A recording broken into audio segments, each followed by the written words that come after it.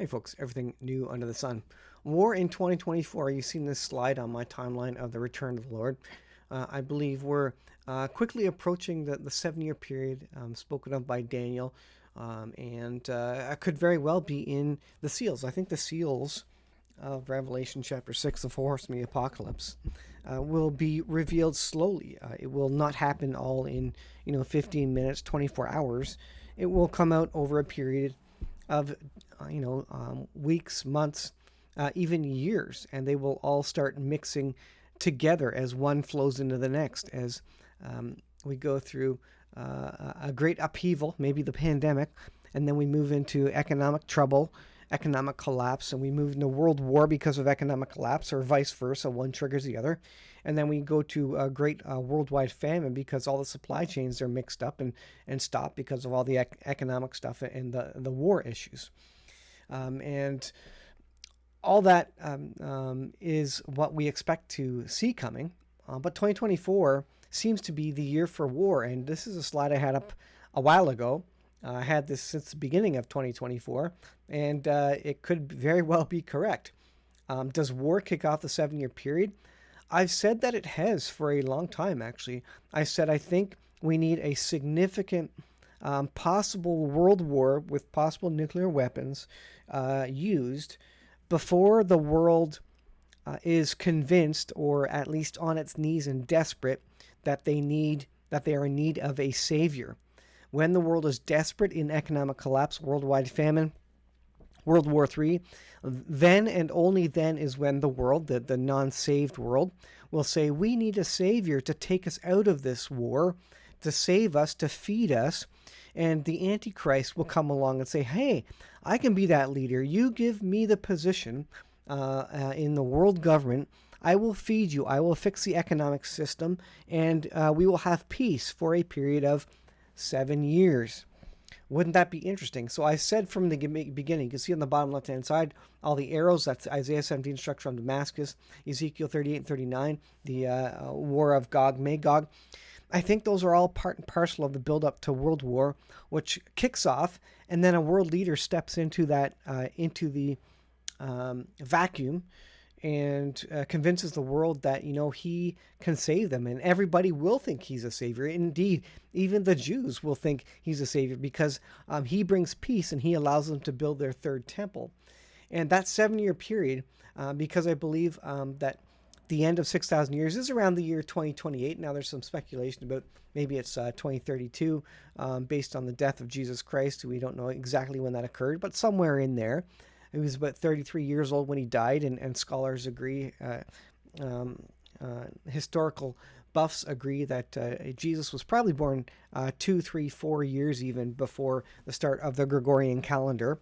And so, the Gregorian is supposedly based off the birth of Jesus Christ. Well, no, it was a couple years after the birth of Jesus Christ that it actually started. So then you add 2,000 years to that, not to the birth of Jesus, but to add 2,000 years to the death of Jesus Christ, because that's the milestone event. That's the calendar changing. That's the big event that's going to shift us into a new era. And what we come out with is, about 2028 to 2030, somewhere in there. And then where does the 7-year period start? Does it do all 7 years start prior to the year 6,000, or does it start at the year 6,000, or is it halfway between? 3.5 years start before the year 6,000 comes along, and then the last 3.5 years after the 6,000 years, and so it encroaches into the millennial reign of Christ. And so these are the questions that you got to deal with. Where does the 3.5 years and where does the 7 years kind of slide on the time scale there? In and around the year 6,000, and if the year 6,000 is around 2028, then we're looking at we're kind of expecting these things to blow up in the world. And so war in 2024, I think, is very accurate. All right, with that being said, I think possibly we are seeing the rollout of the four horsemen of the apocalypse, the pandemic. There's an interesting argument that the pandemic indeed was the white horse and the deception. That's the first seal.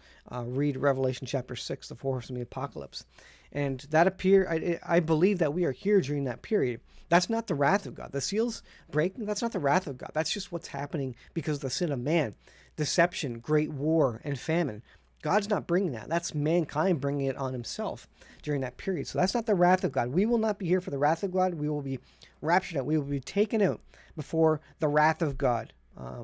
But we will be here for some trials and tribulations, and this is part of it. Okay, let's take a look at the news of the day. Israel now appears to be interested in going ahead with retaliation. Here's the latest. This news has been changing all day long, and this is Zero Hedge. The latest information: Israel says readying imminent attack on Iran as airlines cancel flight. Now, this is the big indicator. Israel could say this bluster that they're readying an imminent attack, but maybe they're just saying that to save face. Maybe they're going to hold off a few days, a week. The real tell is that airlines have actually canceled their flights. There's been some information passed along to them to clear the airspace, or there's enough indication that something could happen that they are not interested in flying there. So they're not cancels their flight. Airlines have canceled flights in Israel. Likewise, there are some airlines that have canceled flights in Iran going to Tehran, etc. All right, here's a summary. Middle East braces for Israeli retaliation on Iran after Israel war cabinet meets. And so they've met and they come out and said, yeah, we want to do something here. Now, they were waiting on the cooperation of the U.S. They said, we won't do this without the U.S. cooperation. The information now seems that they have some sort of agreement, at least from the standpoint of defense, that U.S. will defend them, but will not help them on offense, not help them with the attack. Israeli Air Force says it has completed preparation and that attack is imminent. U.S. officials tell Wall Street Journal, again, I don't know why, but Wall Street Journal seems to get all these leaks from U.S. officials. I guess it's their mouthpiece. I guess that's how they get information out to the public about things. So Wall Street Journal says they believe Israel will launch an anti-operation today. Today, this is April 15th. Today, it is heading into evening in Israel, and they will do it during the night. So look out, buckle up. Another good time to ensure your gas tank is full. Maybe you need a couple extra cans of food. Do what you need to do. I would say have cash out. Have alternate means for communication. All those things that they warned you about for the solar eclipse that never came to fruition, have your gas tank filled up, have communications other than cell phones. Those are all great sort of prepper ideas to be ready for.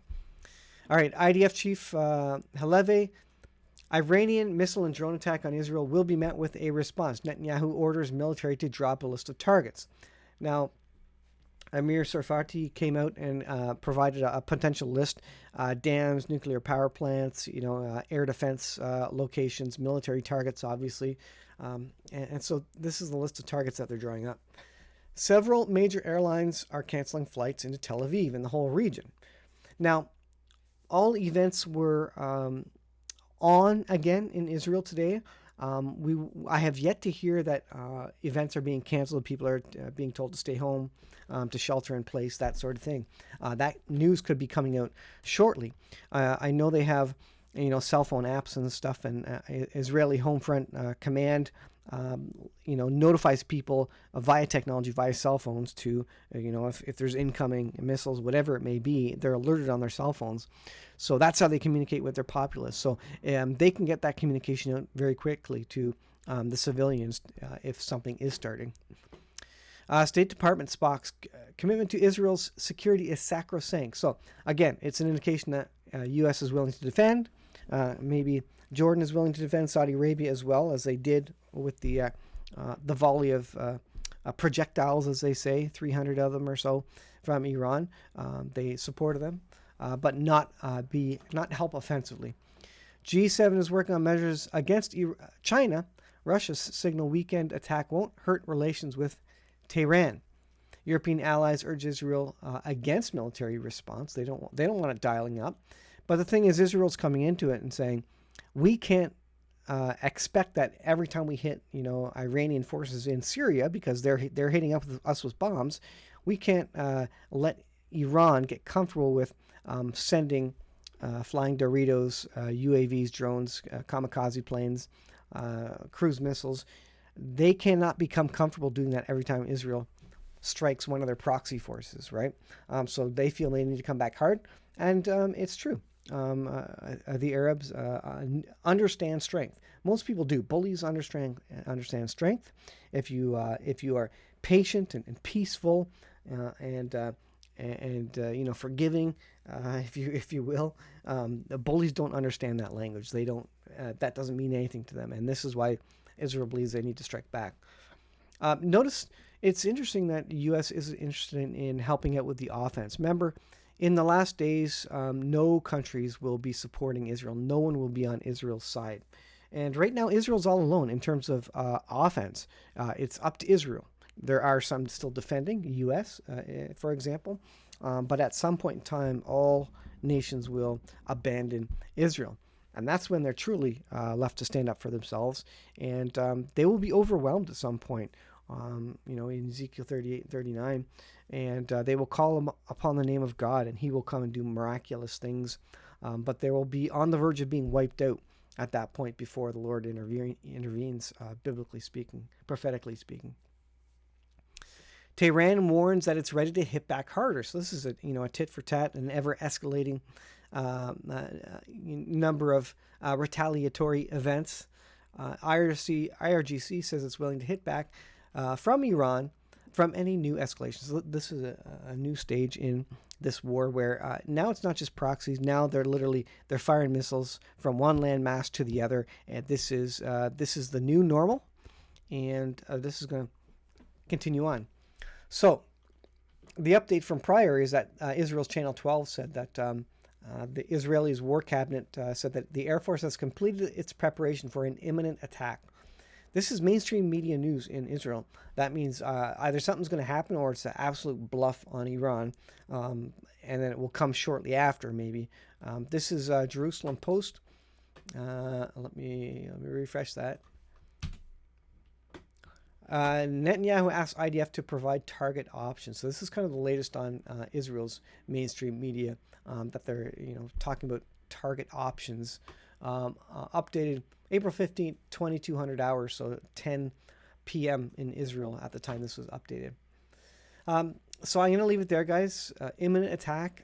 This is breaking news coming out of Israel. They look like they're going to attack. U.S. doesn't want them to. Europe doesn't want them to. But I believe they feel they need to because to prevent Iran from just continuing to do this in the future. This time, they knocked down most of the rockets. There was a couple that got through, did some damage. Someone was a young girl was severely injured.